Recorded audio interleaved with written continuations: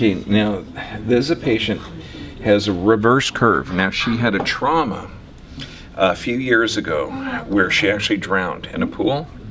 And so she has some central nervous system damage, but you can see with the reverse curve here, the neck is supposed to curve forward, that there's a huge amount of pressure. So now by getting pressure off of that neck and restoring the curve, we can get more sensory input into the brain. And that'll give her more control of the brain to the body. We can also see a completely abnormal bowel gas. And that means that the digestion is also negatively affected. This means that there's either been vaccines or other neurotoxins. Since we need serotonin and we need neurotransmitters produced from the gut, we need to have a healthy gut in order to restore brain function. We can also see the upper aspect of the stomach, which is completely abnormal. There is a lateral deviation, but that's just because she didn't have the ability to support herself. Now here, hello darling. Hi. Hi, this is Emily. She's 11 and she suffered a post near drown 5 years ago, and she's not able to talk, not verbal, and she's not before we see Dr. Bergman, she is not able to even try to bear her own weight. So now we see that she's more verbal. Ever since the first treatment, she is more verbal, and now she's had more control and more grasp. Start to have a grasp that never happened before. So we're very excited. Oh yeah. She's gonna get better. Yeah, we'll see her walking and using a walker in a bit. We just got her first walker a week ago? Yeah, last week. Yeah, and has she been able to stand in it? Yeah, she's just trying to hold on to it. And then, okay, my dear. Yeah. Okay, I'm going to separate her feet. I know. Okay, so now, she's been with us for about a month and a half? Yeah, we started the end of probably July. Okay, so now she's able to bear weight, and if you knew how difficult this is to stand proprioceptively, she's doing amazing. But what we're going to do, I'm going to show you how to adjust her. And I'm going to lay her down, and we're also going to I'm going to show you how to stimulate the brain, where movement can actually help with dopamine production, and that's going to help her brain function better. Okay? And you can't say Dr. Bergman yet, but you're getting close.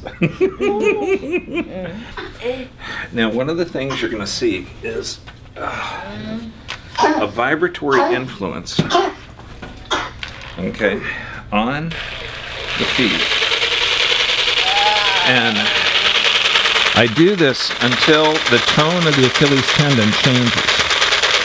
Now, movement is going to change proprioception, but it also is going to trigger dopamine production. So the movement's going to help her brain become more aware of her body. It's also going to allow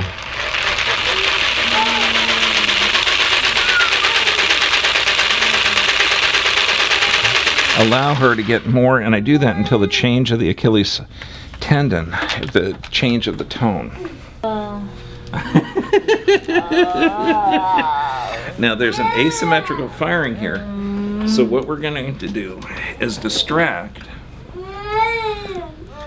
Now, how a person maintains their balance is through three things, and one of them is information coming up the dorsal columns. So this is a flexion and a distraction, which changes sensory input into the brain. And I do this until both sides become symmetrical. Now, so distracting and laterally flexing. And again, her body hasn't moved like this in years, but the more sensory input we have, the faster and better her brain's going to be more aware of her situation.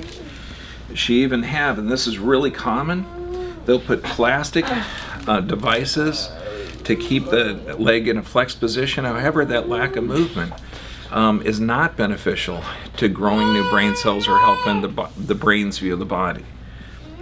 Oh, you put it down. Stop playing around. Okay, now I'm going to lower this.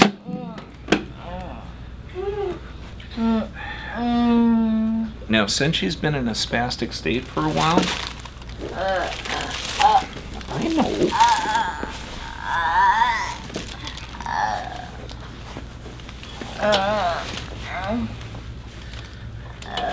We're going to adjust the sacrum just a little bit and stimulate the parasympathetic.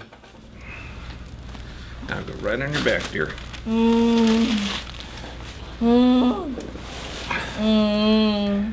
Now put your legs down. Yeah, you can move the other one. And what's neat is, now the hands were flexed. We're going to do that stimulus again on the legs, and you'll see that contracture like this start to change.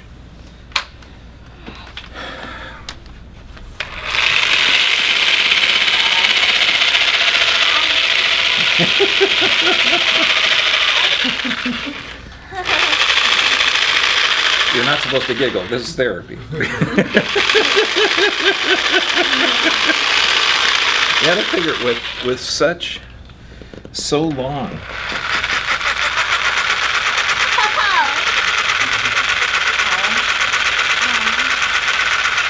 Imagine not being able to feel where your body is in space for years,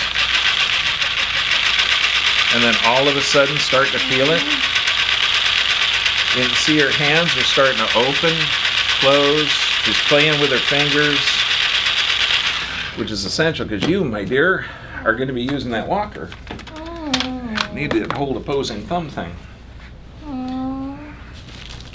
Okay, now, since she has that reverse curve in the neck, okay, now I'm going to apply a tiny bit of pressure.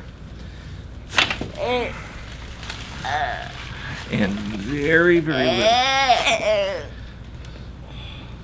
Whoop.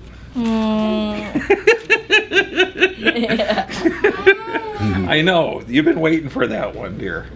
Okay, now, I'm going to lift her up because she does have some of that tummy damage, possibly from antibiotics or vaccines, or toxic environment.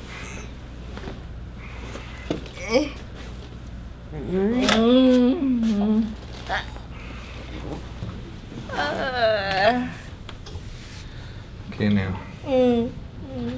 This is huge. So she's grabbing my hands and I'm holding her back and forth. I'm actually moving her so that she can balance herself.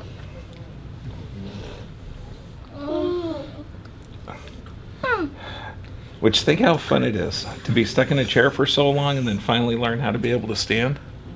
Yeah, she'll be using a walker soon. I know. Now, she doesn't have the grip down yet, but what's interesting is with... See, she has, yeah, she's starting to... Yeah, she's starting to grab hold even when she's under. It's like right now, very little. This is what I want, is when she goes to one side, this hand grabs more, goes to the other side, it contracts. So when I force her to one side and force her to the other, you can now start to see that her brain's getting more aware of it. Over the next few weeks, you're going to see that she's going to be able to stand. And then, a couple more weeks, we'll have you walking. Okay, dear?